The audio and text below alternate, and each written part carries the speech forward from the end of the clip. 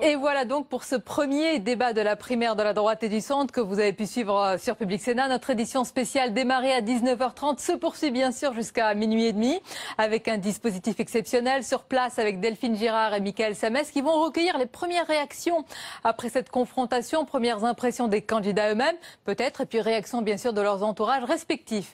L'analyse aussi en plateau avec nos invités et puis à partir de minuit, ces paroles de jeunes, les jeunes soutiens des différents candidats viendront livrer leurs premières impressions. À mes côtés ce soir, Frédéric Dabi, directeur général adjoint de l'IFOP, notre chroniqueur économique Jean-Louis Gombaud et on accueille avec grand plaisir Véronique Reissoult. Bonsoir. Bonsoir et bienvenue. Vous êtes spécialiste des réseaux sociaux. Vous avez suivi toute cette soirée, notamment sur Twitter. Vous êtes également directrice générale de Dentsu Consulting. Et on va voir avec vous toutes les tendances, comment tout cela a évolué, s'est formé. D'abord, madame, messieurs, Frédéric Dabi. On va rentrer évidemment sur les sujets de fond, sur la forme. Ce premier débat, c'est un véritable révélateur des différentes personnalités que nous connaissions, mais malgré tout, qui est-ce qui a pu se révéler? Qu'est-ce que vous avez retenu comme aspérité, comme confrontation ce soir? Je vais être extrêmement prudent. C'est toujours difficile en fait, d'analyser à chaud. À minima, je dirais que personne n'est véritablement perdu. On n'a pas vu un des 7 candidats flancher, avoir un trou de mémoire, se faire reprendre vertement. Ce qui m'a frappé, et je pense à ce que je ressentais juste après le premier débat des candidats socialistes en 2011, je ressens des choses assez analogues. De la bonne tenue, de la courtoisie, du respect entre eux, même des phrases absolument improbables où François Fillon dit « je veux rendre hommage à Nicolas Sarkozy », Jean-François Copé qui appelle François Fillon François. Un moment extrêmement tendu au moment de la reprise, dans la deuxième partie, lorsqu'il s'est agi de rappeler la condamnation d'Alain Juppé, l'avenir judiciaire brouillé ou ombrageux, si je puis dire, de Nicolas Sarkozy, on a senti de la tension. Au-delà de ça, on a eu un dialogue plutôt courtois, beaucoup de points de convergence, mais on l'oubliait, c'est la même famille. Ce sont des gens qui ont gouverné ensemble. Même Jean-François Copé faisait de la coproduction législative. Donc peu de différences, mais plutôt moins des nuances que des aspects ou des dimensions plus fortement mises en exergue. NKM sur la 3e révolution technologique et le salafisme, Jean-François Copé pour réarmer la France, Nicolas Sarkozy sur l'internement préventif et la majorité qui est de retour. Ce qui me fait dire que, voilà, on est peut-être sur un match nul. Des candidats se sont quand même révélés, peut-être d'abord les moins connus. Jean-Frédéric Poisson, avec une posture de Monsieur Smith au Sénat, c'était le moins connu. Assumé, oui, voilà, oui. Assumé. NKM et Bruno Le Maire, moins connus que les 4 autres. Et puis Alain Juppé, qui a plutôt géré la course, comme l'avait fait François Hollande en 2011, qui n'a pas commis d'erreur, qui a eu une phrase très très forte au moment où il était interrogé sur, oui. sur lui... Les Français ont la décision au bout de leur vote. Sur sa condamnation. Et puis un Nicolas Sarkozy qui a beaucoup rappelé son bilan, mais qui a essayé de se projeter pour incarner une certaine nouveauté avec au milieu François Fillon qui a peut-être été le plus à l'aise, qui a montré à la fois des atouts d'expertise et puis un peu le Cassandre, comme l'a fait également Jean-François Copé. Je l'avais bien dit, vous faites erreur. Il s'est posé peut-être en intermédiation entre les autres candidats et le public. Avec peut-être une constance de François Fillon, vous nous direz si c'est le cas tout à l'heure, Véronique Reissoult, est-ce qu'il a justement développé cette constance, cette cohérence que les réseaux sociaux lui reconnaissent ce soir? On va poursuivre notre tour de table. D'abord, on va juste demander à Delphine Girard, qui est sur place, pas très loin du plateau où s'est déroulé ce premier débat, eh bien tout simplement, quelle est l'ambiance, quelles sont les premières réactions ce soir, Delphine? Oui, effectivement, hein, Sonia, et c'est ce qu'on vient d'entendre sur votre plateau ici, depuis la newsroom où je me situe. Ce qu'on peut dire, c'est que le duel tant attendu, tant annoncé entre Nicolas Sarkozy et Alain Juppé n'a pas vraiment eu lieu. Hein. Vous l'avez entendu, Nicolas Sarkozy a finalement concentré ses attaques envers l'actuel président, François Hollande. Jusqu'où va-t-il salir la fonction présidentielle, a-t-il expliqué pendant ce premier débat. Je ne serai pas le président qui mettra à mal l'autorité de l'État, a-t-il a-t-il scandé pendant son intervention. Enfin, il y a effectivement eu cette deuxième période de débat beaucoup plus tendue au moment où on a évoqué effectivement les affaires. Là, il y a peut-être à voir un avantage du côté de François Fillon qui, dès le début, avait dit « je serai le président de l'honnêteté ». On l'a vu très à l'aise sur toutes ces questions. Et puis ici aussi, peut-être une révélation, en tout cas, c'est ce qui s'est dit chez les journalistes, c'est Jean-Frédéric Poisson, bien qu'on a pu découvrir. C'était un des candidats qui n'avait rien à perdre dans ce débat et il a parfois étonné par ses prises de position et on l'a senti très à l'aise. Voilà un petit peu bien ce qu'il s'est passé. Voilà comment ça a été ressenti le débat ici depuis la salle de presse où je me trouve toujours en direct, Sonia. Merci Delphine. On vous retrouve bien sûr tout à l'heure avec de nombreux soutiens et pour les premières réactions après ce débat. On poursuit notre tour de table. J'en profite pour accueillir et présenter Pascal Jalabert. Bonsoir. Bonsoir. Et bienvenue. Vous êtes éditorialiste aux dernières nouvelles d'Alsace. Vous nous direz dans quelques instants quelle est la une de votre journal demain. Jean-Louis Gombault, on l'a dit depuis tout à l'heure avec Frédéric Dabi, pas de différence majeure, pas de fracture béante, mais chacun quand même dans son couloir sur différents aspects. Est-ce qu'on n'était pas comme dans la première partie qui était plus économique, chômage, etc., dans la nuance et dans l'agrément et dans l'accord général, en fin de compte. Donc, effectivement, on n'a pas... Ce qui m'a frappé de voir, c'est que pourquoi la deuxième partie était-elle plus intéressante que la première ? En fin de compte. Alors que je le rappelle, vous êtes économiste et que la première partie aurait dû davantage vous intéresser, Jean-Louis Gombault. Mais pourquoi était-elle plus intéressante ? Parce qu'en fin de compte, quand on arrive, d'abord, ça a démarré par une partie très dramatique quand même. C'est-à-dire les problèmes, on était dans l'humain. C'est-à-dire Copé, Fillon, tous sont passés pratiquement un par un, sauf M. Poisson et Mme Kosciusko-Morizet. On était dans l'humain et l'attention était... Puis après, tous les aspects de sécurité... Comment se fait-il que ça, visiblement, était plus à la portée des Français que la première partie, alors que les Français disent que c'est le chômage, l'économie qui les intéresse en premier, et la deuxième partie, qui ne portait pas sur ces questions, était vraiment plus intéressante. En tout cas, moi, j'ai appris un certain nombre de choses sur la mécanique judiciaire par rapport à la sécurité, des choses de ce genre. Donc, parce que là aussi, on a l'impression que les gens sont peut-être plus intéressés, plus frappés, plus près de ces problèmes de sécurité, même s'ils savent que derrière, le véritable problème, c'est la question du chômage. Quant à savoir, vous avez passé un par un les différentes... La conclusion de Fillon, en fin de compte, il résume bien l'ensemble. Il dit « votez pour celui en quel vous avez confiance ». En fait, ça se résume exactement à ça. Quel est celui qui, parmi les 7, a inspiré le plus de confiance dans la détermination pour aller dans une autre direction. Alors, dans un instant, la suite de ce tour de table avec vous, messieurs et madame. Mais d'abord, on va prendre la direction des alentours du studio. Avec à notre micro, c'est un soutien d'Alain Juppé, c'est la sénatrice Fabienne Keller. À votre micro, Delphine. Oui, effectivement, Sonia, avec Fabienne Keller, bonsoir. Alors, comment avez-vous vécu ce débat ? Est-ce que vous pensez que Alain Juppé a peut-être trop géré son avance en restant trop modéré et sans prendre de risques ? C'est peut-être le sentiment qui se dégage ce soir. Écoutez, Alain Juppé a présenté ses propositions. Il s'est tourné vers l'avenir. Il a parlé aux Français. Non, je l'ai trouvé serein, très structuré, soucieux d'être clair.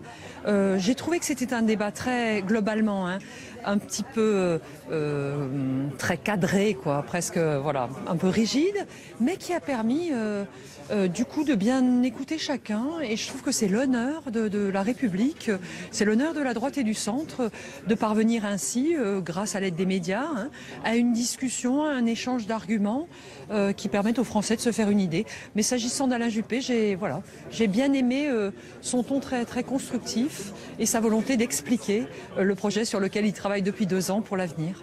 Est-ce que ce soir, il y a déjà un gagnant qui se dégage de ce premier débat, selon vous ? Alors, dans ce genre de débat, souvent, chacun regarde celui pour lequel il a déjà de l'intérêt ou qu'il souhaite soutenir. Mais il y a aussi beaucoup de Français, je l'espère en tout cas, qui se sont intéressés à la discussion de ce soir. Et je forme bien sûr le vœu pour ma part, moi qui travaille avec Alain Juppé depuis 2 ans, qui l'ai vu aller sur le terrain, construire avec des enseignants, des chefs d'entreprise, de nombreux habitants son projet.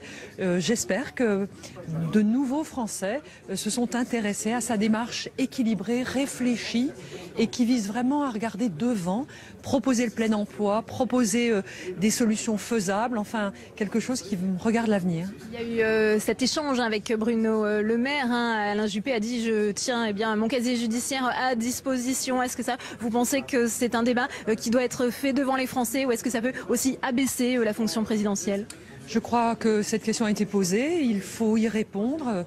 Alain Juppé y a répondu d'ailleurs avec la sérénité qu'impose le recul. C'est une affaire maintenant qui a 14 ans. Il l'a payé pour une faute collective. Il n'y a pas eu d'enrichissement personnel, il l'a rappelé.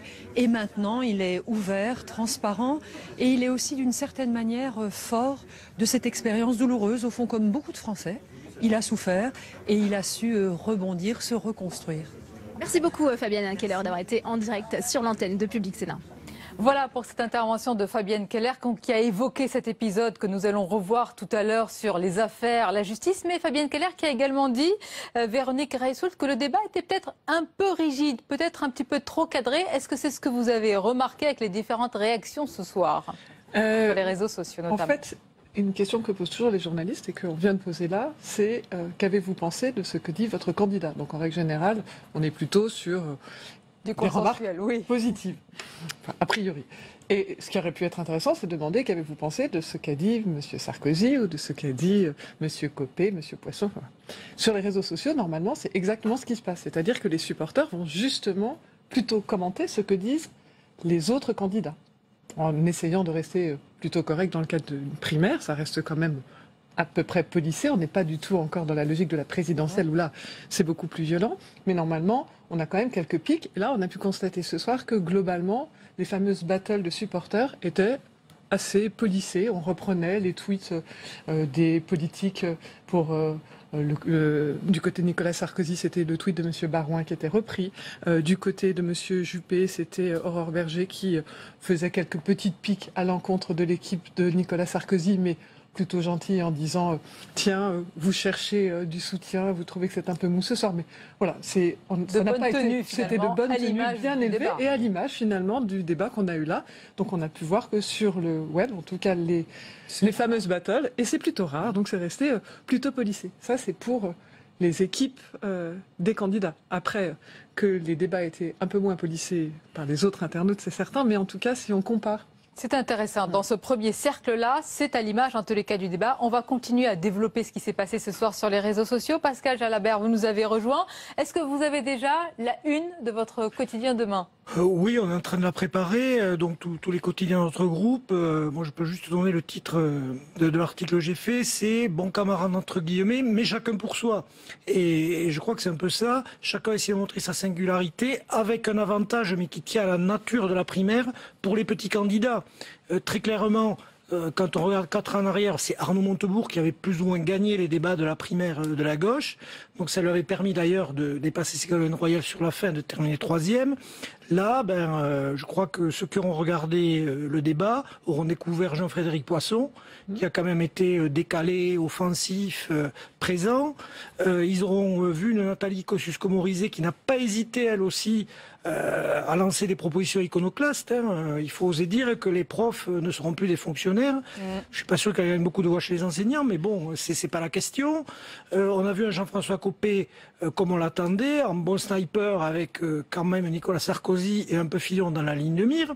Donc voilà, les petits candidats ont profité de l'exercice face à un Alain Juppé, évidemment, qui jouait en défense, qui bétonnait. Alors Nicolas Sarkozy ne pouvait pas bétonner parce qu'il savait qu'il allait être attaqué, donc il a un peu rabattu le caquet à Copé sur la fin quand il lui dit « Toi Jean-François, tu n'étais pas en mesure de nous imposer, tu n'étais pas en capacité de nous imposer quoi que ce soit ». Il a contré les autres d'entrée en disant « Mais vous avez tous gouverné avec moi ». Bon, il a quand même...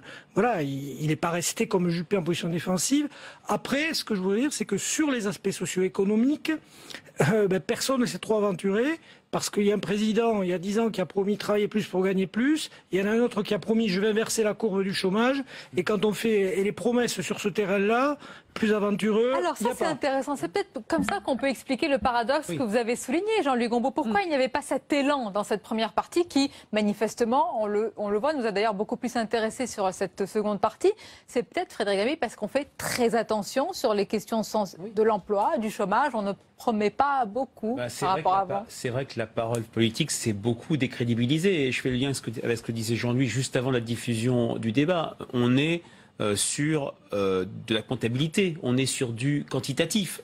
Peu de propos sur un objectif chiffré, sur le plein emploi. Enfin, François Fillon, on a quand même parlé sur une inversion de la courbe, parce qu'il y a quand même deux moments très lourds dans le passif qu'ont les Français vis-à-vis du personnel politique de gauche et de droite. C'est Nicolas Sarkozy qui donne un chiffre, 5% de chômeurs maximum en 2012, et un François Hollande qui, dès la fin de l'année, de sa première année, novembre-décembre 2012, promet l'inversion de la courbe. C'est vrai que de ce point de vue-là, nous avons eu ces compétiteurs extrêmement prudents. La rupture, elle est économique, elle est sociale, elle n'est pas sur le chômage, qui est, je vous l'avais dit, la première préoccupation des Français, avec bien sûr. Je vous fais réagir tout de suite, mais on va rejoindre Michael Samès, qui est aux côtés de Nicolas Sarkozy. Qu'avez-vous pensé de votre prestation? Oui, c'est ça. Michael Samès, c'est à vous, aux côtés donc du candidat Nicolas Sarkozy, pour recueillir ses premières impressions après ce premier débat de la primaire de la droite et du centre. Un débat qui d'abord était très bien animé par des journalistes professionnels qui ont fait respecter des règles. J'imagine que c'était pas facile pour eux. Et comme toujours, il y a un peu de frustration, mais bon. Écoutez, c'est pas à moi de dire comment ça s'est passé, c'est à vous. Moi, je l'ai vécu de l'intérieur, mais je trouve que ça a été très bien animé, très bien conçu, et un beau plateau. À part la frustration du temps de parole, est-ce que vous avez un regret? Frustration, c'est un grand mot. Vous savez, c'est un privilège de pouvoir parler 17 minutes à des millions de Français, et c'est une chance.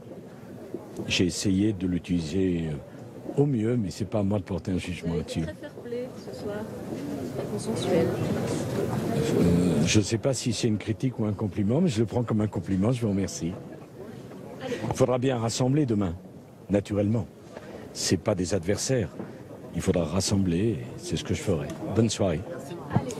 Voilà pour les premiers mots, la première réaction de Nicolas Sarkozy, notamment à notre micro. Véronique Reissout, Nicolas Sarkozy qui a reconnu, oui, un peu de frustration, certainement, par rapport à ce cadrage, à ce débat très corseté sur les temps de parole. C'est pas surprenant, peut-être qu'il y a eu des réactions d'ailleurs à ce sujet.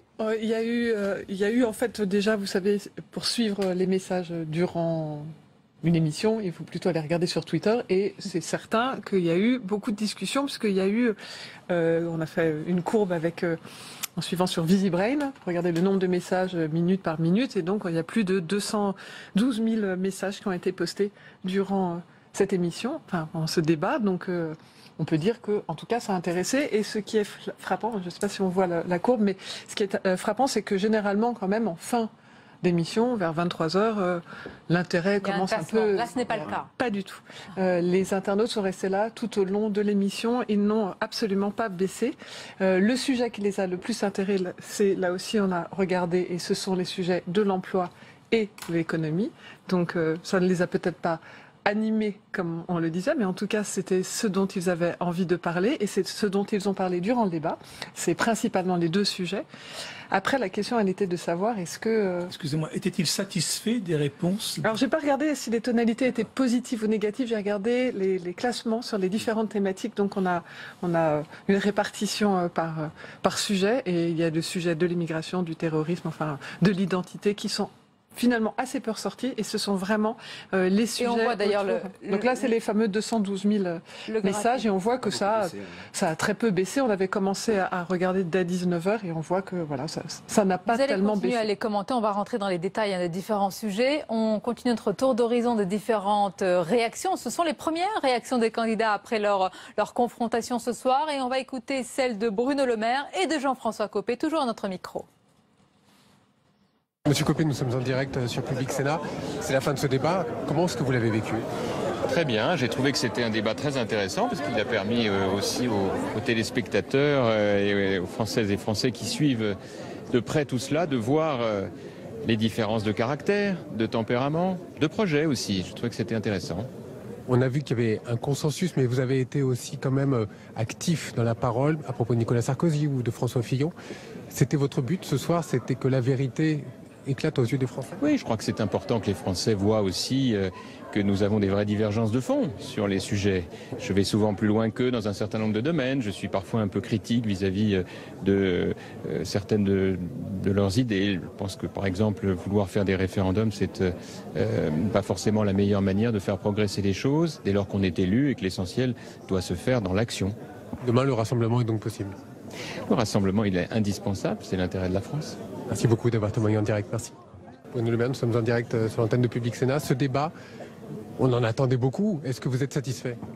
Oui, je pense que ça a permis de bien poser les choses, de bien montrer les différences entre les uns et les autres. Et puis après, il reste 2 débats pour continuer à affirmer les différences entre les différents candidats, la vision de la France qu'ils portent, les mesures qu'ils apportent pour que vraiment on apporte des solutions aux Français. Est-ce qu'il y a un regret sur ces plus de 2 heures de débat? Il y a toujours des regrets, parce que c'est toujours trop court, que finalement on n'arrive qu'à parler 15 ou 16 minutes. Là, on voudrait parler pendant 30 minutes, mais ça fait partie du jeu, les règles sont les mêmes pour tous.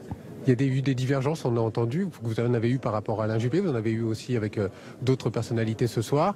C'était ça aussi le but de ce débat ce soir, c'était de montrer vos divergences? Montrer au moins des différences, oui. Oui, il y a des divergences aussi sur la méthode, sur les grands choix qui peuvent être faits pour la société française. Et puis je crois qu'il y a aussi une question de crédibilité. Quand j'entends certains dire qu'ils vont baisser les impôts alors qu'ils les ont augmentés pendant qu'ils avaient le pouvoir, bon, tout ça pose un vrai problème de crédibilité de la parole politique. Vous êtes heureux quand même ce soir? Bien sûr, toujours heureux dans cette campagne. Merci. Merci.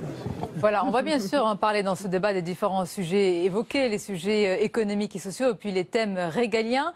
Mais d'abord, Pascal Jalabert, ce n'était pas évident pour cette droite, habituée à la culture du chef, une droite bonapartiste, eh bien d'avoir un débat de bonne tenue, on va dire, et de créer les conditions du rassemblement pour la suite. Or là, à la question, est-ce que vous allez, après justement cette primaire, être derrière le candidat qui aura gagné, ils ont tous répondu oui, on verra si ça les engage, mais c'est un oui qui paraissait direct et franc. Oui, alors à droite, non seulement ils n'ont pas la culture de la primaire, mais encore ils ont une culture d'affrontement entre personnes. La gauche, c'est plutôt l'affrontement de courant. La droite, c'est entre personnes et c'est violent. Il faut se souvenir chiracien baladurien, Barre Chirac, c'était un peu plus tendre, mais à peine. Et puis surtout, évidemment, Giscard Chirac, quoi. Donc, ils ont cette culture de l'affrontement. On l'a retrouvée par moments, notamment avec Jean-François Copé. Là, c'est vrai que je trouve que sur la deuxième partie, sur les sujets plus régaliens, bon, on est revenu dans cet affrontement, mais il a quand même jamais eu la volonté de pousser jusqu'au bout le rival à la faute, pardon, le mot adversaire n'est pas adapté. Donc, globalement, débat de bonne tenue, mais débat animé quand même, avec finalement la présence de petits candidats, elle est utile pour ces débats, parce que je me demande s'il n'y avait eu que 4, si ça aurait été plus animé que celui-là. Donc ça a été utile, et alors vous pensez, je ne sais pas à qui vous pensez quand vous dites petits candidats. Les 3 petits, c'est-à-dire ceux qui sont le moins connu quand même, Jean-Frédéric Poisson. Révélation quand même ce soir, on va l'écouter au micro de Mickaël Samès. Alors, je suis à côté de Jean-Frédéric Poisson. Jean-Frédéric Poisson, vous avez peut-être marqué des points dans ce débat. On vous a vu, en tout cas, peut-être les gens qui ne vous connaissaient pas ont peut-être reconnu quelqu'un qui ne connaissait pas. Ben, je pense, en tout cas j'espère que les auditeurs ou les téléspectateurs plutôt qui ont regardé ce débat ont compris qu'il n'était pas possible de m'enfermer dans une case, que j'avais développé toutes ces années, un projet qui est complet pour la France, une vision. J'ai regretté d'ailleurs plusieurs fois sur le plateau que nous parlions davantage de mesures de gestion que de politique ou de vision pour la France et sa projection dans l'avenir. Vous dites que ce débat manquait peut-être un peu de hauteur politique ? Oui, c'est ce que je pense. Je pense que nous avons passé beaucoup de temps à étudier, encore une fois, des mesures quantitatives, des choses qui sont techniques, des adaptations du droit, alors qu'il me semble les Français attendent quelque chose de plus lointain, de plus général, de plus prospectif. C'est ce que vous allez donc faire pour les prochains débats ? Je vais sans doute, pardon de dire ça comme ça à vos auditeurs ou téléspectateurs, apprendre à être un peu moins poli. parce que finalement, alors il va falloir que je force ma nature, parce que les choses sont ainsi faites. Ma maman m'a bien élevé, enfin elle a essayé en tout cas, j'ai retenu quelques petites choses de son éducation. En tout cas, il y avait en plus une difficulté, c'est que comme nous ne savions pas combien de temps les animateurs avaient décidé de consacrer à tel ou tel sujet, on ne savait pas quand intervenir, à quel moment, ou pour traiter les questions de manière complète. Enfin, voilà, c'est une difficulté d'animation. Ça veut dire que, très clairement, j'irai dans les prochains débats avec une volonté de faire davantage comprendre la vision que je porte, même si j'ai eu l'occasion de l'exprimer. Je ne mets absolument pas en cause le travail de vos confrères journalistes. Ils ont fait ça parfaitement et très bien. Cela étant dit, voilà, faut prendre en compte cette réalité pour adapter mieux son message. Merci beaucoup d'avoir témoigné avec nous. Merci, au revoir. Merci Mickaël. On vous retrouve tout à l'heure avec les autres candidats. Jean-Luc Gombault, Frédéric Dabi, est-ce que vous avez entendu ce soir un vrai projet? On va parler des différents sujets, mais est-ce que vous l'évoquiez tout à l'heure lors de la coupure publicité, Jean-Luc Gombault, est-ce qu'il y a cette colonne vertébrale, ce souffle, cet élan pour un projet pour la France? D'une certaine façon, oui. Et une idée nouvelle? D'une certaine façon, oui. Des idées nouvelles, non. Mais d'une certaine façon, oui, projet. Et je suis frappé par le fait que, première partie, nous avons affaire à des libéraux, ils sont anti-État. Deuxième partie, nous sommes dans le régalien, beaucoup plus d'État. C'est-à-dire que là, c'est frappant de voir ça. On veut plus d'État, on veut baisser la dépense publique, on veut beaucoup moins de fonctionnaires, etc., etc. Et dans la deuxième partie, c'est à celui qui apparaîtra comme le plus ferme et le plus étatiste de tous. Alors de l'autre côté, c'est celui qui apparaîtrait comme le plus libéral de tous. Et ça, je trouve que c'est quand même, j'appelle ça quand même quelque part un projet. C'est-à-dire véritablement l'économie, on la laisse aux entreprises, on la laisse à la négociation d'entreprises, c'est pas tellement nos affaires, même si M. Juppé ou d'autres ont fixé des bornes à la limite de ces négociations. Et par contre, de le reste, là, il faut qu'on s'en occupe et fermement. Et je pense que c'est quand même... c'est vraiment ce que pensent les Français. Alors je vais vous laisser réagir. On va écouter et on continue notre tour d'horizon des différents soutiens. C'est intéressant de voir leurs premières impressions ce soir après le débat. C'est Damien Abad qui est le soutien de Bruno Le Maire. Et vous nous direz juste après ce que vous avez pensé de sa prestation. Oui, effectivement, Sonia, toujours en direct de la Newsroom avec Damien Abad. Vous l'avez dit, soutien de Bruno Le Maire. Bonsoir. Alors que retenez-vous de ces débats? Quels ont été les temps forts de votre candidat ce soir? Bon, d'abord, je retiens que ça a été un débat de bonne tenue. C'est bien pour la France, c'est bien pour la droite. Et ça change un peu avec le débat Clinton-Trump. Ensuite, pour Bruno Le Maire, on a vu quoi? On a vu ce soir que le duel annoncé, c'était d'abord un duel médiatique. Et que le jeu, il se ferait à 3. Et on a vu un visage nouveau, celui du renouveau, incisif, offensif, et qui a présenté ses projets, ses programmes, notamment sur la transparence du casier judiciaire, sur le renouvellement de la vie politique. Sur beaucoup de sujets, c'est lui qui a donné le là et le tempo. Et c'était quelque chose, effectivement, d'encourageant et d'enthousiasmant. Vous parliez d'un visage uni. Il n'y a pas eu, selon vous, trop d'attaques, trop de coups bas dans ce premier débat? Non, je crois qu'il y a eu des attaques, mais simplement sur le fond. Ce que attendent les Français, c'est les divergences sur le fond. Et puis surtout, les Français, ce soir, ils ont compris une chose, c'est que le vrai choix pour la primaire, c'est le choix entre l'ancien régime ou le renouveau. C'est le choix entre prendre toujours les mêmes têtes depuis 30 ans dans la vie politique, ou est-ce qu'enfin, on va donner sa chance à une nouvelle génération de pouvoir diriger les rênes de ce pays. Est-ce qu'il y est parvenu ce soir, Bruno Le Maire, à incarner ce renouveau? On a entendu Nicolas Sarkozy rappeler dès son propos introductif que tout le monde avait été dans le même bateau en quelque sorte, tout le monde avait gouverné ensemble pendant 5 ans. Oui, mais bien entendu, sauf que tout le monde n'a pas été président de la République et tout le monde n'a pas été Premier ministre. Et qu'aujourd'hui, je crois que le message du renouveau de Bruno Le Maire est passé, le message d'une alternance radicale où la droite assume ses convictions. J'ai le sentiment profond qu'entre la droite des excès et la droite des renoncements, il y a une place pour cette droite nouvelle, audacieuse, ambitieuse, jeune, qui a envie de transformer la société française et la vie politique française en profondeur. Merci beaucoup, Damien Abad, d'avoir été en direct sur Public Sénat. Voilà, c'est à vous, Sonia.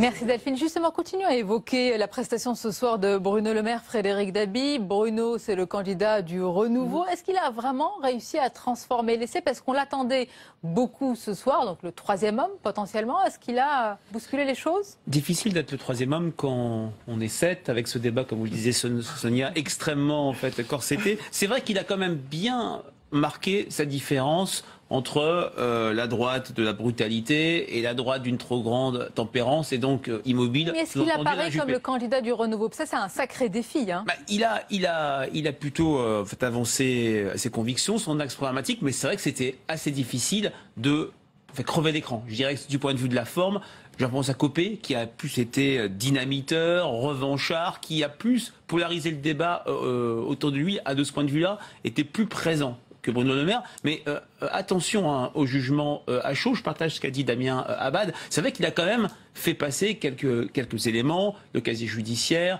la fonction publique territoriale. Il y a toute une série d'idées très très nouvelles qu'il incarne, mais peut-être que sur un débat, ce n'est peut-être pas assez pour renverser la tendance, on le verra plus tard. Alors Véronique Reissoult, on va prendre le verdict, la température des différentes réactions ce soir, des réseaux sociaux, à la fois la notoriété, le test de crédibilité. Je vous laisse la parole, expliquez-nous ce que vous avez identifié. Même si, on y reviendra, les volumes sont toujours à prendre avec du recul, et ce ne sont que des chiffres, et après il faut aller derrière et faire une analyse plus qualitative.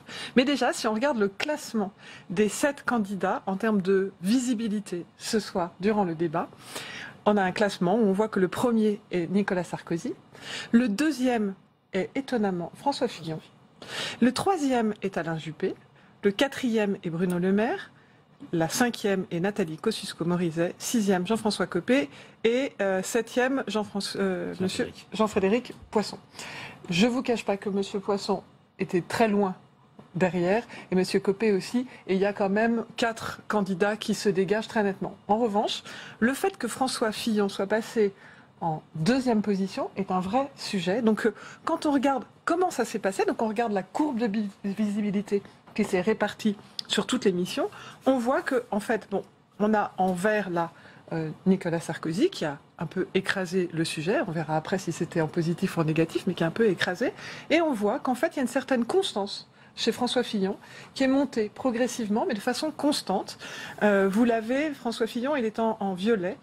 Et ensuite, vous avez Alain Juppé, qui, bien sûr, par moments, a été plus visible que M. Fillon, mais c'était beaucoup moins constant. Et puis, Bruno Le Maire, étonnamment, n'a pas été aussi fort. Et quand on regarde derrière, finalement, la répartition en part de voix sur l'ensemble de l'émission, vous avez 49,6% des discussions qui étaient plutôt pour Nicolas Sarkozy, enfin en tout cas autour de Nicolas Sarkozy. Ensuite, vous avez François Fillon, qui a représenté 19%, 17% pour Alain Juppé et 13% pour Bruno Le Maire. Alors évidemment, c'est proche, mais voilà, ça donne une réalité. C'est intéressant quand même sur, j'allais dire, François Fillon avec ce placement dans ce classement, Jean-Louis Gombault. François Fillon, il revendique le discours de vérité, celui qui avait alerté d'ailleurs sur la France en faillite. Il dit qu'il est le candidat du courage. Est-ce que selon vous, ces propos aujourd'hui collent à ce slogan ? En tout cas, les mesures qu'il propose, s'il veut les aller jusqu'au bout, il lui faudra, je ne sais pas si c'est du courage, mais il faudra de la ténacité. Ouais. En tout cas, sur le sondage que vous avez donné sa porte, vous avez dit tout à l'heure sur 24 000 personnes. C'est pas un vrai sondage, si je puis. Non, c'est pas du tout un sondage, même. C'est pour que je comprenne. En fait, c'est sur les 212 000 messages. C'était la répartition, en fait, quand ils 212 000. Alors, c'est pas 212 000 parce que dans les 212 000, il y a des messages où ils ne citent aucun. Ce sont des grandes tendances. Mais c'est l'association, c'est le nombre de fois où chacun a été cité durant l'émission. Donc, en fait, on peut dire que c'est le taux d'intérêt durant l'émission. Sachant que c'est un tout petit peu plus subtil parce qu'on regardera, il y a évidemment les supporters. Et vous avez raison de rappeler tout ça, ce sont des précautions nécessaires. Par rapport à ce que disait Sonia à l'instant, donc c'est quelque chose quand même à prendre en considération. Oui. Et le fait que Fillon, qui apparaissait comme le loser de l'histoire un petit peu au début, enfin il y a quelques semaines ou même quelques jours, on disait qu'il était. D'ailleurs, il le dit à la fin. On voit bien que ça n'est pas entre deux candidats. Qui ont déjà gagné. Qui ont déjà gagné. Il parle des candidats qui ont déjà gagné. Et prenez le pouvoir. Donc il sent quelque part que lui-même, prenait le pouvoir et il sent quelque part qu'il a fait quand même une bonne prestation, en tout cas une prestation qui semble-t-il a intéressé les gens que vous avez regardés. Je vais même vous dire, en fait, depuis quelque temps, ça se sent, il y a quelque chose d'étonnant sur François Fillon sur les réseaux sociaux, de nouveau, donc ça n'est pas un sondage et ce ne sont absolument pas des intentions de vote, mais en fait, il a peu d'opposants. Ce qui est assez étonnant, il y a peu de gens qui sont contre lui sur le net, alors que c'est pas le cas forcément pour les autres. Il a un discours qui est presque toujours en parfaite adéquation avec ce que l'on peut regarder sur les forums, c'est-à-dire les lieux où les gens discutent beaucoup. Il utilise presque toujours il parle des mêmes sujets. L'autre chose, c'est que il sait bien convaincre les neutres. C'est-à-dire, on verra sans doute tout à l'heure, mais quand vous avez des supporters qui discutent, souvent ils discutent entre eux. Les supporters de François Fillon parlent moins, mais quand ils parlent, ils sont plus repris par les neutres. Donc, il a une sorte de porosité avec le reste du web qui est intéressante. Et puis le quatrième point est peut-être que si on regarde sur Facebook et sur d'autres espaces, il a une progression rapide. Donc quelque part, on pourrait se dire c'est pas si étonnant. Oui, Pascal Jalabert, nous aurons demain, notamment pour Public Sénat, également Le Figaro et LCI, un sondage en exclusivité qui va donner les premières tendances après ce premier débat. Est-ce qu'il pourrait y avoir une surprise, une percée? C'est quand même trop rapide, peut-être après un premier débat, mais est-ce qu'il peut y avoir une fulgurance de la part d'un candidat? Oui, c'est rapide. Petite parenthèse, c'est dommage qu'on n'ait pas le droit de parier, parce que là, j'avais le quintet dans l'ordre, et si on avait eu le droit de parier... Vous avez été le grand gagnant de la soirée. Non, je vous aurais tous invités au restaurant après, bien entendu. Non... Vous pouvez le faire quand même. Oui. Blague à part, François Fillon, moi je l'ai trouvé comme il est depuis le début de sa année primaire. C'est travaillé, c'est structuré, c'est solide. Voilà. Après, il faut qu'il arrive à avoir ce petit plus, et à droite c'est important, qui crée une adhésion, qui fait lever les foules, et qui apporte une touche de charisme. Alors on va voir si là, avec en effet ces rebonds sur Internet, avec un entourage qui est très efficace, très efficace, les députés et les sénateurs qui le soutiennent, il arrive à faire bouger les lignes. Son problème, et c'est même que Bruno Le Maire, ils sont tous les deux entre deux. C'est pas des petits qui n'ont rien à perdre, donc ils peuvent se lâcher. Et puis, c'est pas les deux gros qui doivent faire attention à pas commettre l'erreur fatale. Donc, leur difficulté, à Bruno Le Maire et à François Fillon, elle est là. Et là, je vais un peu me mouiller. Entre les deux, ce soir, je pense que c'est François Fillon qui a pris un avantage. Eh bien, nous verrons tout cela à l'épreuve des faits. Véronique Reissoud, vous allez rester avec nous pour la suite de cette édition spéciale. Frédéric Dabi, un mot de conclusion générale. Selon vous, qu'est-ce qu'on va retenir? Il y a eu quand même des sorties sur le débat entre l'intégration et l'assimilation, sur l'islam politique, sur les fichiers S, le terrorisme. Vous l'avez souvent rappelé, pas de différence, mais quand même des convictions affirmées. Oui, des nuances, de la distinction, peu de surenchère dans ce débat assez courtois et respectueux. Quand même un ciment. Comme en 2011, le ciment entre les 6 candidats socialistes avait été l'anti-sarkozysme, là, ça va au-delà de l'anti-hollandisme. François Hollande est complètement zappé, décrié, moqué. Les propos sont extrêmement durs. Et c'est ça, le principal ciment. Ce qui est une sorte de garde-fou pour aller trop loin dans la surenchère, dans des attaques verbales qu'on aurait pu imaginer beaucoup plus violentes. Il est intéressant, il est absolument primordial pour nous, candidats de la primaire, de sortir unis pour définitivement solder le quinquennat de François Hollande et battre Marine Le Pen. On a très peu parlé du Front National. Je rappellerai qu'il n'y a pas une enquête depuis 2 ans et demi d'intention de vote où Marine Le Pen n'est pas au second tour. C'est la grande absente, avec également l'Europe. Mais l'ombre de Marine Le Pen pesait, évidemment. Merci beaucoup. Merci pour cette analyse et ce débat. Véronique, vous restez avec nous. Dans quelques instants, c'est Parole de jeunes. La parole est donnée aux jeunes responsables politiques qui représentent leurs candidats ce soir. Ils seront avec nous. Mais d'abord, on va écouter les premières réactions de Christian Jacob, le soutien de Nicolas Sarkozy, au micro de Delphine Gérard.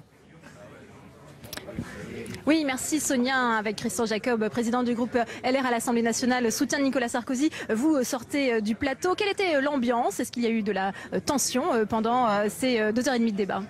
Je trouve tout d'abord que c'était un débat de bon niveau et qui a permis, ma foi, à chacun de dérouler son projet, son programme, alors avec des contraintes de temps, mais qui étaient liées à l'exercice. 7 sur un plateau, c'est compliqué, mais on a eu un débat de bon niveau qui a aussi permis de montrer à la fois la passion, l'engagement, la connaissance des sujets sur le fond des uns et des autres.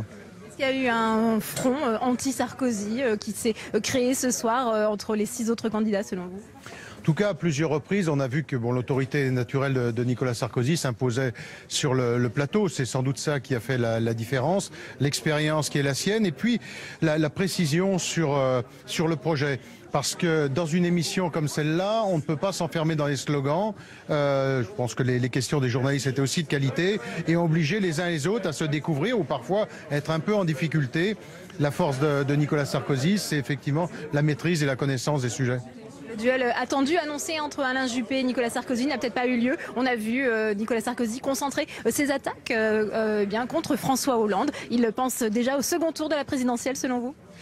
Tout d'abord, c'est un combat contre la gauche, contre le Front National, et certainement pas contre les concurrents qui sont là, parce que le 27 au soir, il faut se rassembler. Nicolas Sarkozy a su rassembler sa famille politique. Rappelons-nous dans quel état était notre famille politique après les affrontements entre Jean-François Copé et François Fillon. Il a su rassembler et à nouveau, il a effectivement cette préoccupation de rassembler. Merci beaucoup Christian Jacob de nous avoir réservé cette réaction en direct. C'est à vous Sonia. Clément qui est un habitué. Merci Delphine Lay. Votre édition spéciale se poursuit bien sûr sur Public Sénat. Nous sommes ensemble depuis 19h30 pour cette soirée politique, le premier débat de la primaire dans la droite et du centre. Et pour en parler à présent, place aux jeunes responsables politiques. C'est important d'avoir leur vision, leur impression après cette confrontation. Nos invités représentent des candidats, pas tous les candidats ce soir. Nous avons choisi de les rassembler au fur et à mesure des prochains débats aussi de la primaire. Ceux qui ne sont donc pas représentés ce soir le seront, rassurez-vous, les 2 prochaines fois pour les 2 débats restants. Et je vous présente mes invités ce soir. Sophia Bahri, bonsoir. Bonsoir. Et bienvenue. Vous représentez ce soir Jean-François Copé. Face à vous, Clément Forestier, bienvenue et bonsoir. Bonsoir. Soutien du Bruno Le Maire. À vos côtés, Charles-Henri Aloncle, bonsoir. Bonsoir. Dans l'équipe de Nicolas Sarkozy. Et face à vous, Mathieu Hellerbach, bonsoir. Bonsoir. Et bienvenue. Et votre champion à vous s'appelle Alain Juppé. Une première question, une impression générale, Clément Forestier. Nos différents experts sur le plateau, d'ailleurs les différents soutiens des candidats, affirment et puis dessinent l'image d'un débat de bonne tenue, pas de divergence profonde, même si parfois il y a eu des échanges assez tendus. Oui, je suis assez d'accord. Je réfléchissais en venant et moi qui suis passionné des États-Unis, j'ai regardé les 2 premiers débats entre Hillary Clinton et Donald Trump et je trouve que ce soir je suis assez fier en fait de la façon dont les choses se sont passées. Je trouve qu'on a un débat de fond intéressant. Globalement, il fallait pas s'attendre à avoir des différences absolument drastiques entre tous les candidats. On appartient tous à des familles politiques proches les unes des autres, mais globalement un débat de bonne tenue avec du fond, avec des divergences importantes malgré tout, mais globalement du fond et qui laisse en tout cas envisager le meilleur dans la capacité de ces 7 hommes et femmes à travailler ensemble et à travailler tous ensemble au redressement de la France. Ça c'est important, vous êtes d'accord Sophia Bahri sur la suite, sur le rassemblement? Parfois des questions et des doutes avaient été émis sur ce parti qui a une culture bonapartiste. Est-ce qu'il va pouvoir se rassembler après alors qu'il a tellement connu la culture du chef? Vous êtes rassurés ce soir? Oui, bien sûr, je pense que tous les candidats l'ont exprimé et naturellement, à l'issue de ces primaires, nous serons tous rassemblés derrière le candidat puisque l'objectif prioritaire, effectivement, c'est de pouvoir gagner les prochaines élections présidentielles et de pouvoir mettre un terme surtout au quinquennat désastreux de François Hollande. Et Jean-François Copé, comme l'ensemble des candidats, fera le nécessaire pour pouvoir soutenir celui qui gagnera cette primaire. Même s'il a été très virulent ce soir et même d'entrée de jeu, d'entrée de débat, je voudrais qu'on écoute la phrase où il a dit que la rupture n'a pas été faite finalement. On l'écoute.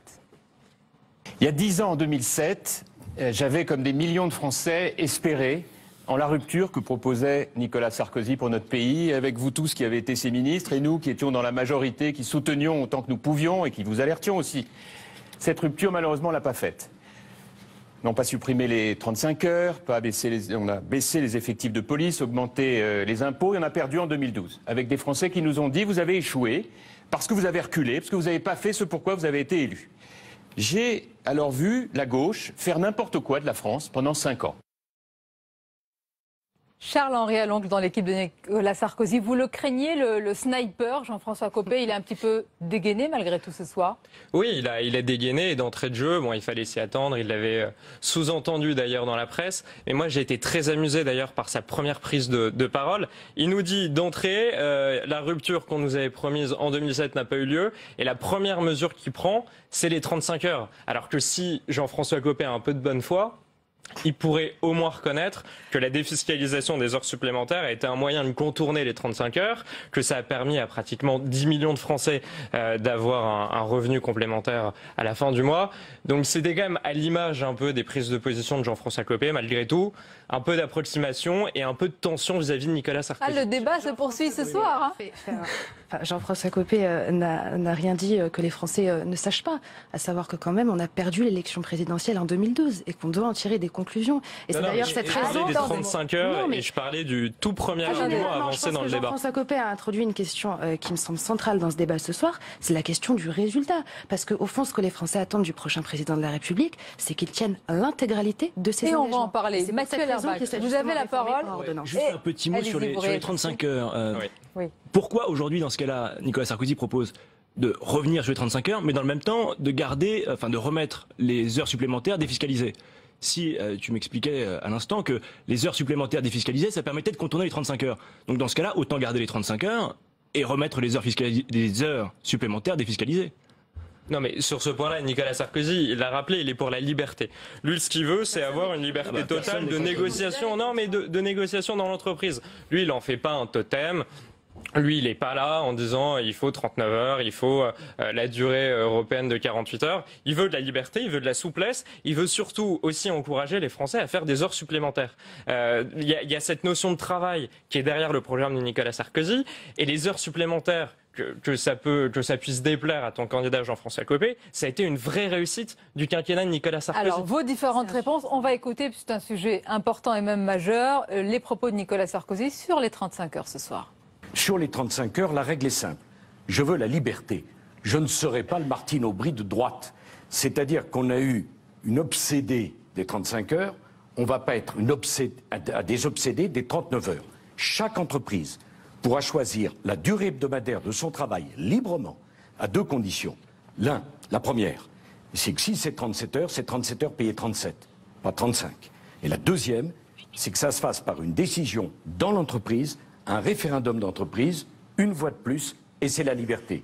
Il y aura donc des entreprises qui se libéreront des 35 heures et d'autres entreprises qui voudront les garder. Et les heures supplémentaires défiscalisées, que je confirme, commenceront à partir du moment où on aura défini la durée hebdomadaire de travail, entreprise par entreprise. Donc, la liberté.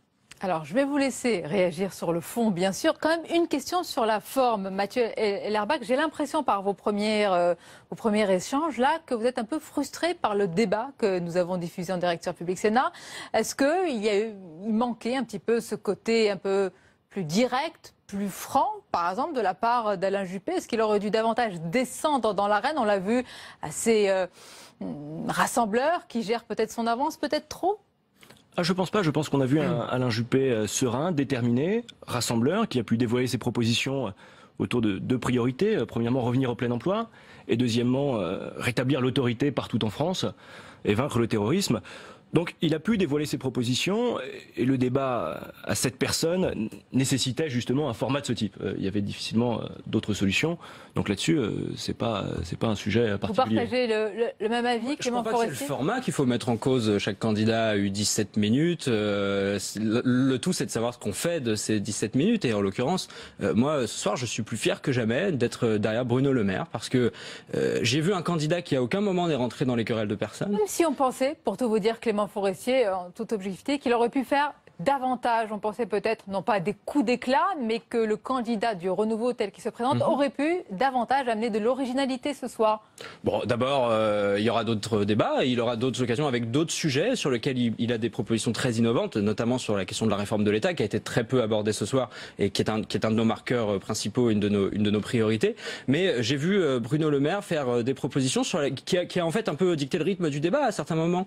Les différents candidats se positionnant autour de ces propositions, sur la privatisation de Pôle emploi, sur la question de l'idée de la culture française, plutôt que de parler de ce terme réducteur d'identité, de parler de la culture française qui a donné lieu à un débat, sur la réduction du nombre de fonctionnaires, sur un certain nombre de sujets. Je trouve qu'il y avait des propositions sur la table, il y avait de l'originalité. Pourquoi je vous vois sourire ? Et surtout, il y avait Charles-Henri Aloncle et Sophia Barry. Il y avait un vent de jeunesse un peu dans tout ça, dans tous ces gens qui sont quand même là depuis très longtemps, et des débats, comme l'a rappelé Jean-Frédéric Poisson à la fin, qui se tenaient déjà en 93. Tiens, Bruno Le Maire allié de Jean-Frédéric Poisson, ça devient votre... En tout cas, d'accord sur le fait que peut-être qu'effectivement, sur les propositions, on a manqué un peu d'originalité, et je suis fier que ce soit Bruno Le Maire qui ait apporté justement cette touche de nouvelle. Je vous laisse réagir, on écoute juste les propos de Bruno Le Maire ce soir. On relance le dialogue social entre pays, et c'est bien ça le renouveau.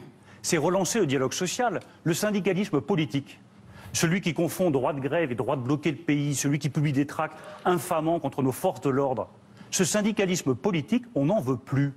Donc je suis favorable à un syndicalisme de salariés au niveau des entreprises, où chaque salarié pourra défendre les intérêts de ses collègues de travail. C'est le syndicalisme de salariés et le dialogue social qui permettront de libérer la France des 35 heures. Sophia Barry, est-ce que vous trouvez, parce que vous faites partie de la même famille politique malgré tout, que Bruno Le Maire, est-ce que vous lui reconnaissez cette originalité, ce renouveau ? ce soir? Si je peux lui reconnaître ce renouveau, hein, je crois que c'est pas la question. Aujourd'hui, les Français, ils attendent pas qu'on soit renouveau, qu'on ait un slogan attrayant ou alors de jolies formules. Ce qu'ils attendent, c'est qu'on leur explique quel est le projet qu'ils portent pour la France, quelle est la vision qu'ils ont à long terme et non pas juste pour les 5 prochaines années à venir, et surtout qu'ils expliquent la manière dont ils vont obtenir des résultats. Comment est-ce qu'ils vont gouverner et de quelle manière surtout ils vont permettre d'améliorer la situation des Français, tant sur les questions relatives au niveau de vie que sur les questions liées au mode de vie, qui sont 2 points qui me semblent très importants. Depuis tout à l'heure, vous parlez des différents sujets. Vous n'avez pas encore parlé de la jeunesse. Est-ce que vous avez entendu vos différents candidats parler des jeunes et de la jeunesse ce soir, honnêtement? Les journalistes, de toute façon, n'ont pas vraiment c'est la posé... faute aux journalistes qui n'ont pas posé la question. Je pense qu'on a des candidats qui sont très préoccupés par la jeunesse. Effectivement, moi, je voudrais simplement revenir sur le débat de Bruno Le Maire. Moi, j'aime beaucoup Bruno Le Maire, comme tous les autres candidats. Mais j'ai quand même trouvé... Je préfère Nicolas Sarkozy, mais je veux dire, je suis pas du tout là pour critiquer, mais j'ai trouvé qu'il y avait quand même une forme de superficialité dans le débat de la part de Bruno Le Maire. Il employait très souvent le concept de renouveau, mais qui, je pense, pour les Français, peut apparaître un peu flou, parce qu'il ne rentrait pas vraiment dans le détail. Il y a eu quelques approximations aussi, notamment quand on lui a demandé les 500 000 fonctionnaires que vous voulez, les postes de 500 000 fonctionnaires que vous voulez supprimer.